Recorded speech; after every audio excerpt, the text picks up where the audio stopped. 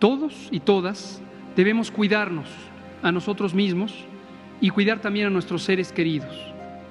Pero también todas y todos debemos contribuir para que logremos reducir la intensidad de esta epidemia. Por lo tanto, requerimos adoptar todas las medidas instruidas, no solamente aquellas que están encaminadas a la protección personal o de nuestro entorno íntimo.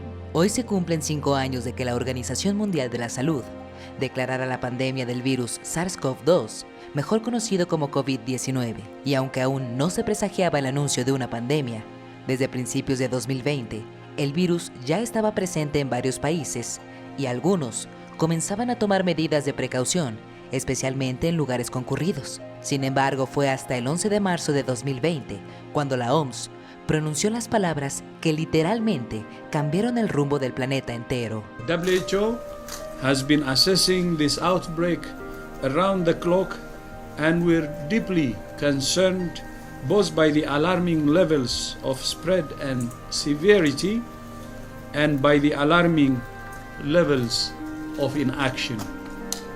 We have therefore made the assessment that COVID-19 can be characterized as a pandemic. Ese día, la OMS ya tenía contabilizados 120,000 casos en 114 países, además de 4,000 personas fallecidas. Los supermercados y tiendas de conveniencia comenzaron a verse abarrotadas y productos básicos como el arroz, frijoles, sopas instantáneas, bebidas alcohólicas e incluso el papel higiénico escasearon en casi todos los lugares del planeta, no solo en México. Y es que el miedo era inminente. El mundo se preparaba para un confinamiento inédito.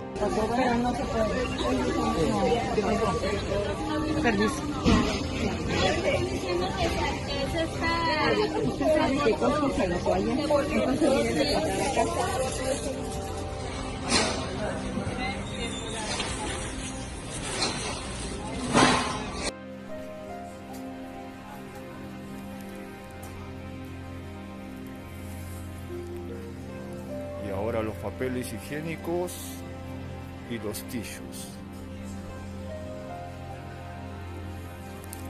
Desde entonces, la mayoría de los países anunciaron duras y estrictas medidas sanitarias, como toques de queda, la prohibición de salir a las calles, a los gimnasios, acudir a las escuelas, plazas comerciales y demás lugares concurridos. Se cancelaron también conciertos, carnavales, ponencias, y quienes no se dedicaban a tareas calificadas en ese periodo como esenciales, tenían la orden de permanecer en casa. Estrictamente, solo podían salir médicos, enfermeras, comunicadores, periodistas y algunas autoridades. Medidas a las que más tarde, pero seguro, se unió el gobierno mexicano. Fue hasta el 28 de marzo de 2020 cuando el entonces subsecretario de Prevención y Promoción de la Salud, Hugo López-Gatell, pidió a los mexicanos quedarse en casa, volviéndose una de sus frases más emblemáticas durante su administración. Reitero, esto es impostergable. Es nuestra última oportunidad de hacerlo y hacerlo ya. Y esto requiere que de manera masiva nos restringamos y nos quedemos en casa. Por eso decimos directamente a la sociedad, a todos y cada uno de los miembros de esta república, quédate en casa, quédate en casa, quédate en casa, porque si lo haces tú y lo hacemos todos, es la única manera de reducir la transmisión de este virus. Las calles del mundo comenzaron a verse desoladas, mientras un extraño silencio se apoderaba de lugares que nunca se escuchaban en calma. El Zócalo de la Ciudad de México, el metro, los trenes y el transporte público en general, los pueblos mágicos, pero también las grandes y representativas ciudades a nivel internacional, tales como la Gran Manzana y Times Square, además de la Plaza de San Pedro en el Vaticano. Incluso los Juegos Olímpicos de Tokio 2020 fueron suspendidos y aplazados un año. Sin embargo, para evitar que los fuegos artificiales caducaran, fueron lanzados el 15 de agosto bajo el monte Fuji.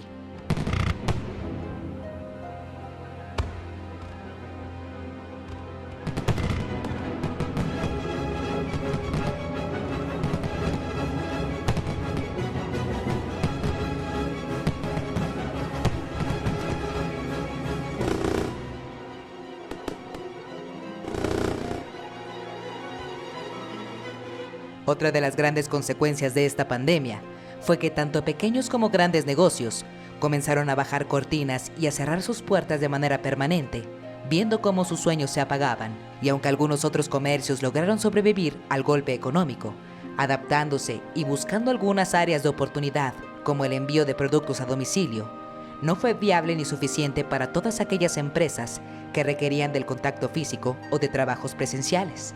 De hecho, América Latina fue una de las regiones más afectadas por la pérdida de empleos y el alto número de contagios. Por un lado, sin duda hemos tenido una recuperación muy importante del volumen laboral, solo para antecedentes de nuestro auditorio. Hasta marzo estábamos relativamente bien, ya empezaba la cuarta semana de marzo a generar un ligero impacto.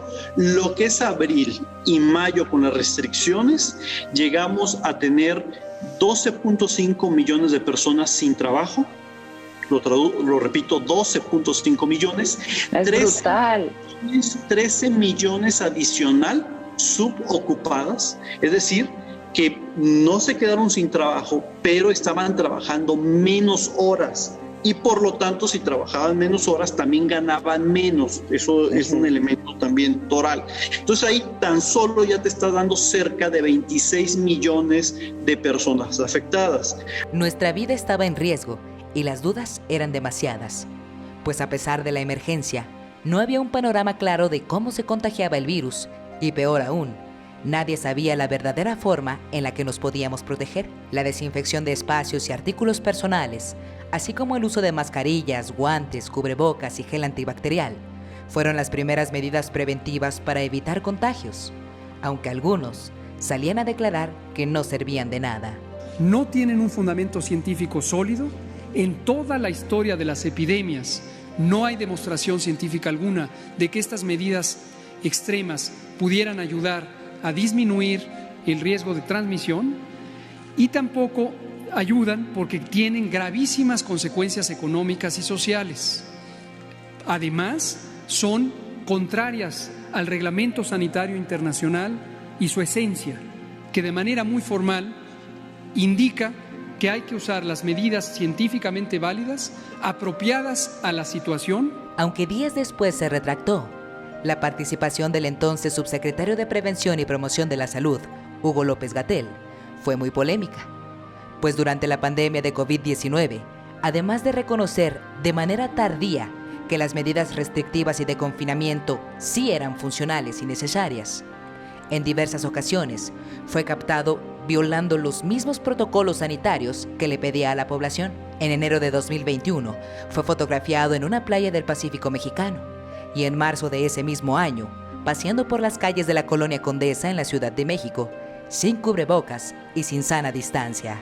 Hemos dicho una y otra y otra y otra y otra vez, y lo debe tener muy claro la población, cuando insistimos, quédate en casa hoy, no mañana, hoy, quédate en casa desde el 23 de marzo y hasta el 30 de abril, es precisamente porque hoy tenemos la oportunidad de disminuir la cantidad de casos. Sin embargo, no todo fue tristeza y agonía durante la pandemia, pues el confinamiento también trajo consigo un respiro para el medio ambiente, pues durante el brote de COVID-19 fue la naturaleza y animales silvestres quienes se apoderaron de las calles y del mundo. Incluso, aguas contaminadas por la mano del hombre se volvieron cristalinas en todo el planeta, como en el Canal de Venecia, en Italia.